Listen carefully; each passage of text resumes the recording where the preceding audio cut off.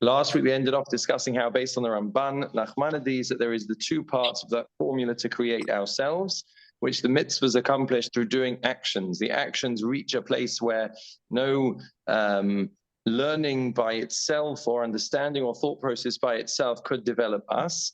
And that is really axiomatic to everything we do in terms of the mitzvahs. And the Ramban says that it develops us in two ways, in terms of our character traits and in terms of our perspectives, our hashkafa on life. So now what the Chief Rabbi Goldstein does is he goes through different character traits in the way that Shabbos develops those different character traits. So he introduces this in chapter 4, character.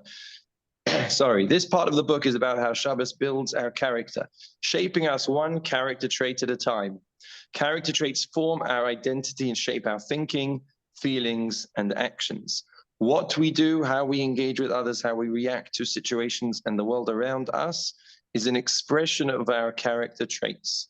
If we are generous, we will give to others. If we are grateful, we will appreciate the people around us and express that appreciation. If we are humble, we will make space for God and other people in our lives.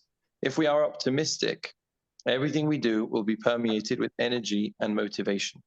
And the truth is, working on our character, which is the study of Musa, is something which is so vitally important. To do things that work and develop and build our character is so important because that is the root of many, many different things. And sometimes we can have behaviors that we may try and change. We may have actions that we try to change, but essentially what we need are things that actually develop us as people, as human beings. If we change the root, then everything else will follow from that.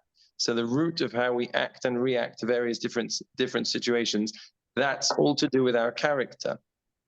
He continues, interestingly, the Hebrew word our sages use to describe character traits is midos, which literally translates as measurements, which is an interesting thing, not what you would first think would be the Hebrew word for character traits, right? A measurement, a midah. Character traits are our measure. They are our dimensions as people. Just as our measurements, height, width, or weight, describe us physically, our character traits describe us in moral and spiritual terms. I believe this might be Rabbi Goldstein's own idea, because I haven't seen this brought down anywhere else. It's a lovely idea. In the physical world, what we can achieve with our bodies is in proportion to our physical dimensions and measurements. Similarly, in the non-physical world, what we can achieve is in proportion to our midos, our spiritual measurements, our character traits. So it's a beautiful way to view it, that we view ourselves in terms of our physical dimensions, our height, width, and weight. That's how we see ourselves in this world.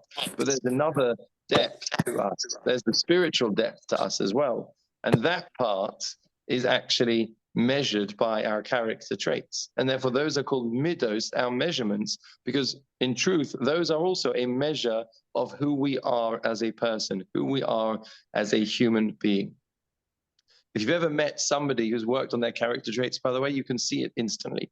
You can see straight away, this is a person who's really worked on their midos, a person who's worked on their character traits. You're able to see and identify that. It's something which is hard to describe. But when you come across such a person, it might be the person who's able to stay calm no matter what the situation is. It may be the person who's able to give you that advice and be there with you, what we call nosei ba'ol, bearing the load of someone else.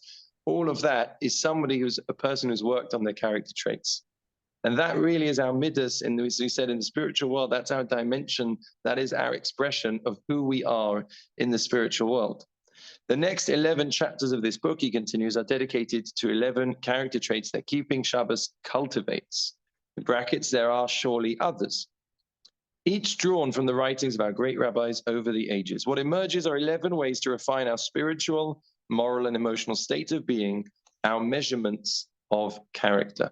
So the next 11 chapters actually take one midah. Each of the chapters is one midah, one character trait. And the Chief Rabbi points out to us how Shabbos, again, all of those actions that we spoke about last time, there's the positives and the negatives of Shabbos, all of them together will help to develop that specific area of our character. It's an amazing way of looking at Shabbos. You know, who would have thought that by keeping this one mitzvah, it's something that can develop us in no less than 11 ways as a person, as a human being. So let's begin. Chapter 5. The first character trait is humble, or in Hebrew, anova, humility. He says as follows: in an ethical will to his son, the Ramban writes, okay, this is the famous Igeres HaRamban, the letter of the Ramban, which is all about character development. It's actually a beautiful thing. There are some people that read this every week. Some people even read it every day. It's printed in most Sidurim after Shacharis. Amongst other things, the Ramban writes, what should a person be arrogant about? If he has wealth, it is God who makes one prosperous. And if he has honor, does that not belong to God? If he takes pride in wisdom, let him understand that God can take away wisdom. Thus, all people stand as equals before their Creator. Humility is the recognition that whatever we have comes from Hashem alone, and that we are not superior to any other person because our achievements are gifts from our Creator. Meaning, this is the paradigm of understanding what humility means. Humility does not mean to think that you are a nothing. It does not mean to think that you are no good at anything else or that everyone else is better than you. That is certainly not humility. That's a lack of self-confidence.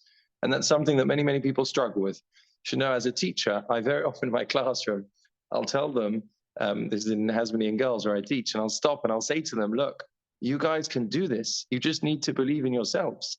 You know, sometimes whether it's translating a Chumash or a Rashi, I say, like, I can see that you're able to do this. You need to start believing in yourselves that you can do it. So that's one thing, but that's not humility. That's a lack of self-confidence.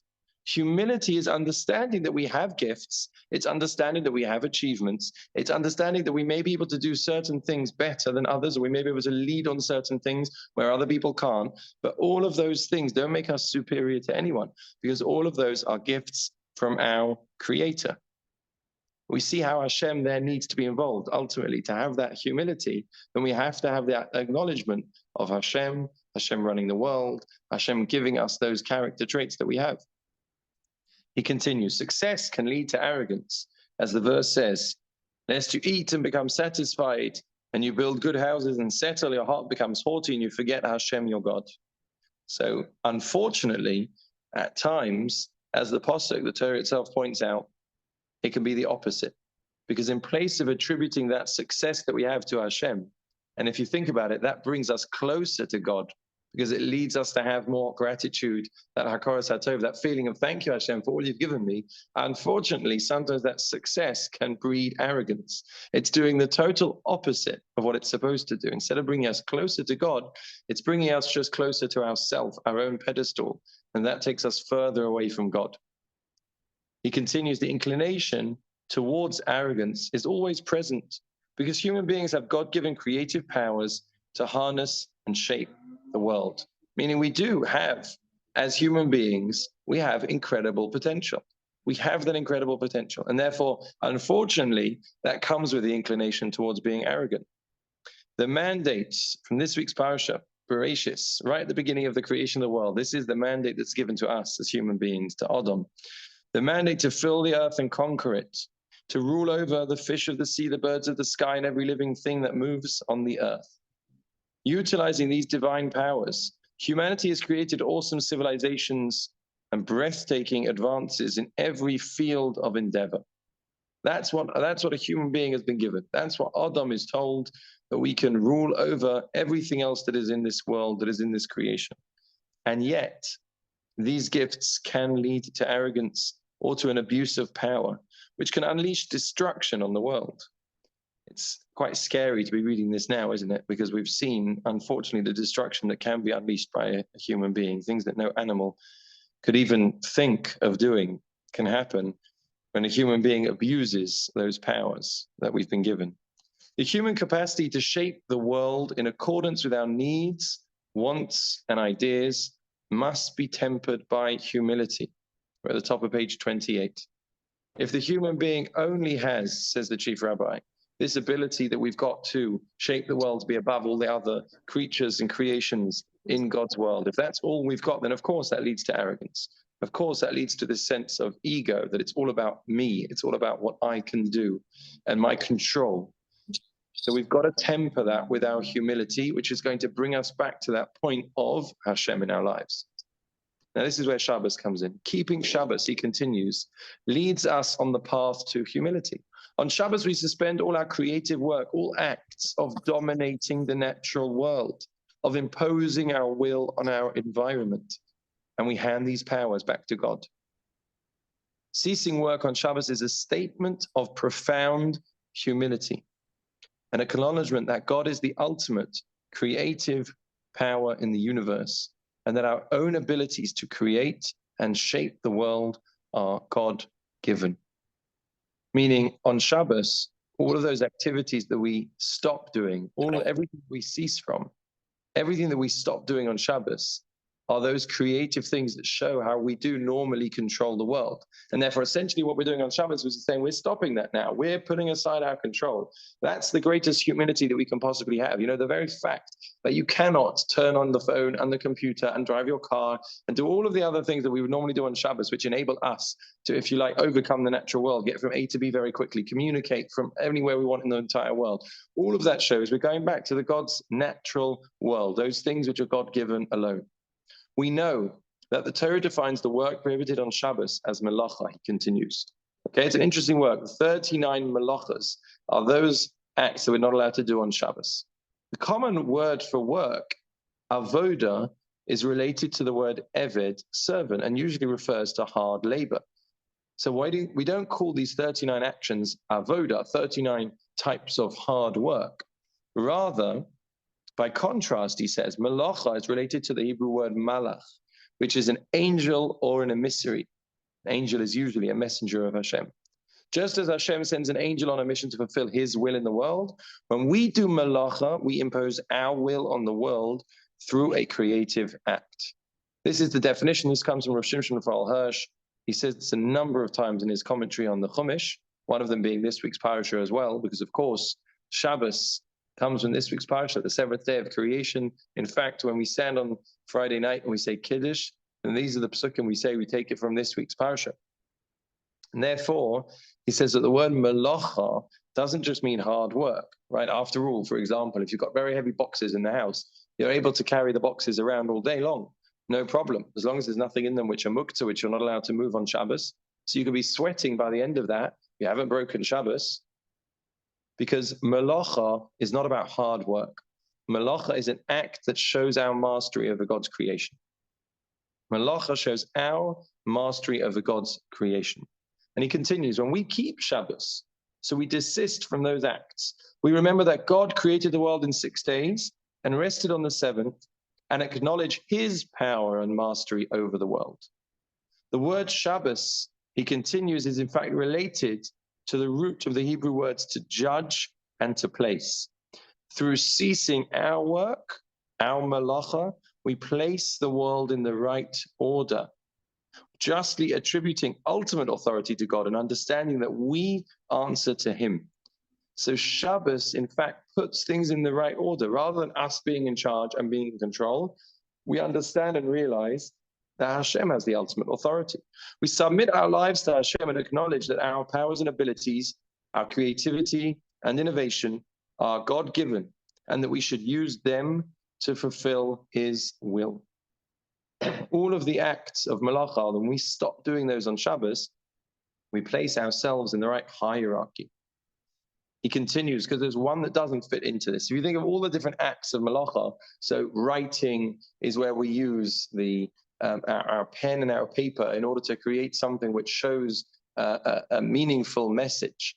And therefore, obviously, we're taking the natural elements of creation, and what we're doing is we're using them, controlling them in a way, and we're harnessing them. Obviously, something like building or destroying something. Obviously, cooking as well. We take a natural food and we make it fit for eating. We change its we change the substance of it by cooking it. All of those different things, we show our mastery over creation. He says there's one that doesn't fit into this definition, and that one is carrying. So there's one more paragraph. But among the 39 categories of work, there is one that seems to resist our definition of melacha as creatively imposing our will on the world. It is the melacha of transferring an object from a private area to a public area, and vice versa. For example, taking an object from a house into the street, or the street into the house, and carrying an object in a public area. Nowadays, we often have an Eruv, and therefore we think that carrying is okay everywhere. But remember, in a place with no Eruv, we're not allowed to carry outside of our houses on Shabbos into a public area. So this, as we don't change anything, we don't master the creation or control it. He rather says these forms of carrying symbolize social interactions, the relationships between people and between the individual and society. We're on page 29. Not carrying is thus a call to also humbly submit our social interactions to divine ethics. On Shabbos, we remember and reaffirm that God is the ultimate authority in nature and in human affairs. So there's those two aspects to Shabbos. The 39 malachas are really 38 plus 1. The 38 show our mastery over the natural world, and the one, which is carrying, describes our social interactions from the public domain to the private domain and vice versa. And we desist from that to show that our social interactions also would have to be in the right order. First comes Hashem, that's the highest in the hierarchy, and then only after that comes us. We haven't yet finished chapter 5. We're going to stop there. We will, please God, continue next week. The books, in answer to your question, the books are on the way. Belinda just posted a link to our WhatsApp group to get reminder pages. You'll be the first to receive the books as well, please God, when they get through customs. And let's finish off by saying some Tehillim for our brothers and sisters in Eretz Yisrael. If anyone would like to sponsor next week, it is still available. It is £30 to sponsor the share.